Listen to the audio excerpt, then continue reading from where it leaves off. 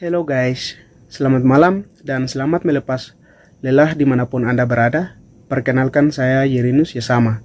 Saya sekolah di SMA Negeri 1 Wamena, kelas 10 IP 1. Di video kali ini saya akan membagikan sedikit pengalaman melalui cerita ulang tentang biografi atau yang dikenal dengan tokoh. Tokoh ini sangat menarik dan termotivasi bagi generasi milenial guys. Oke, langsung saja ya guys.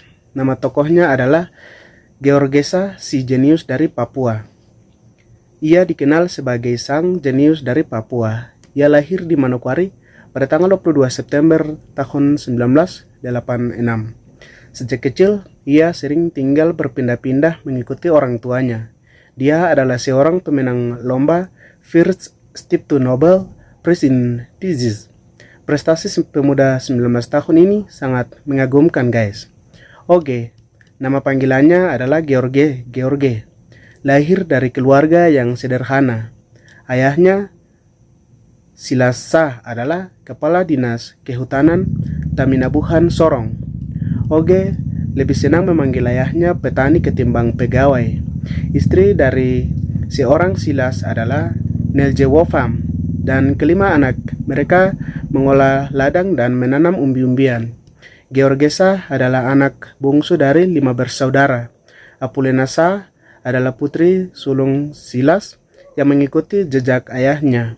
Frankie Albert, putra kedua, saat ini tengah menempuh program magister manajemen pada Universitas Cendrawasih. Yopisa, putra ketiga, adalah mahasiswa kedokteran Universitas Kristen Indonesia Jakarta. Agustinus Shah, putra keempat, mahasiswa Fakultas Kehutanan Universitas Negeri Papua Manokwari. Sementara si bungsu Oge meraih emas di panggung internasional. Semua anak mama tidak manja dengan uang, sebab kami tidak punya uang, tutur Mama Nelce. Ia bertutur karena minimnya ekonomi keluarga. Orge sering tidak masuk sekolah waktu SD hingga SMP. Jarak dari rumah ke sekolah sekitar 10 km. Orge harus naik taksi atau angkutan umum. Dengan ongkos Rp 1.500 sekali jalan, itu berarti Rp 3.000 pulang pergi. Tidak bisa juga jajan. Untuk naik taksi saja, Mama sering tidak ada uang. Kalau Orge mau makan, harus pulang ke rumah, katanya. Bagi Orge, prestasi tidak selalu berarti karena uang. Prestasinya di bidang fisika bukan semata-mata karena ia menggilai ilmu yang menurut sebagian anak muda rumit ini. Saya tertarik dengan mata pelajaran fisika sejak SMP. Tidak ada alasan khusus kenapa saya suka belajar semuanya, katanya. Semua mata pelajaran di sekolah saya sangat suka. Selepas SD dan SMP kerap diwarnai lolos sekolah itu, Orge diterima di SMU Negeri 3 Buper Jayapura. Ini adalah sekolah unggul milik pemerintah daerah yang menjamin semua kebutuhan siswa mulai dari seragam, uang saku, hingga asrama. Kebrilian otak mutiara hitam dari timur Indonesia ini mulai bersinar pada tahun 2001. Ia menjuarai lomba olimpiade kimia tingkat daerah, sehingga ia mendapatkan beasiswa ke Jakarta dari pemerintah Provinsi Papua. Namun, mamanya melarang putra bungsunya berangkat ke ibu kota Jakarta. Dengan dibantu kakaknya Frankie, ia pergi ke Jakarta diam-diam. Mamanya menangis 2 minggu menyadari anaknya pergi meninggalkan tanah Papua. Oke, kemudian membuktikan bahwa kepergiannya bukan sesuatu yang sia-sia. Tangis sedih mamanya berganti menjadi tangis haru ketika November 2003 ia menduduki peringkat ke-8 dari 60 peserta lomba matematika kuantum di India. Di Jakarta, dia digemelang khusus oleh Bapak Fisika Indonesia, Profesor Johannes Surya. Awal November 2006, ia harus mempresentasikan hasil risetnya di depan ilmuwan fisika di Polandia. Setelah itu, ia akan mendapatkan kesempatan belajar riset di Polish Academy of Science di Polandia. selama sebulan di bawah bimbingan fisikawan jempolan.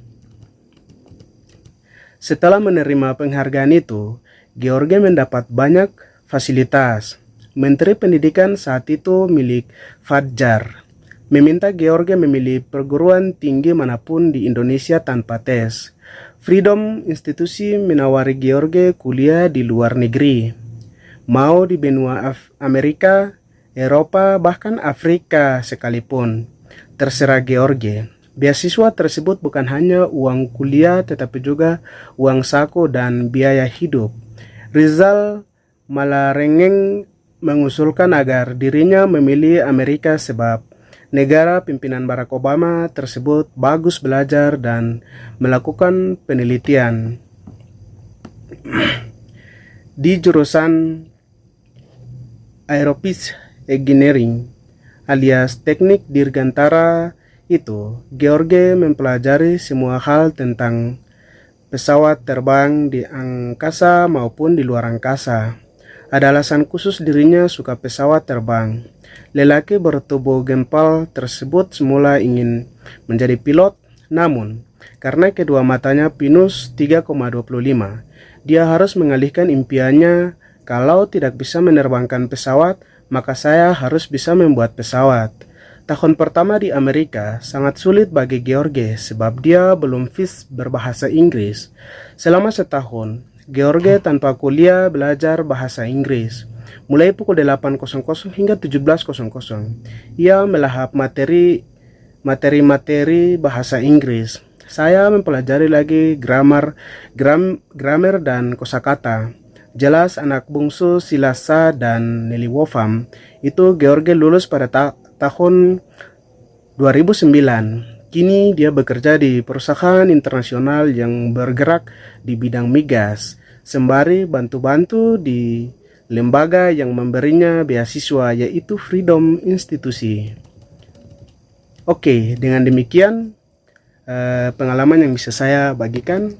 Semoga bermanfaat dan boleh menjadi motivasi bagi generasi milenial. Thank you.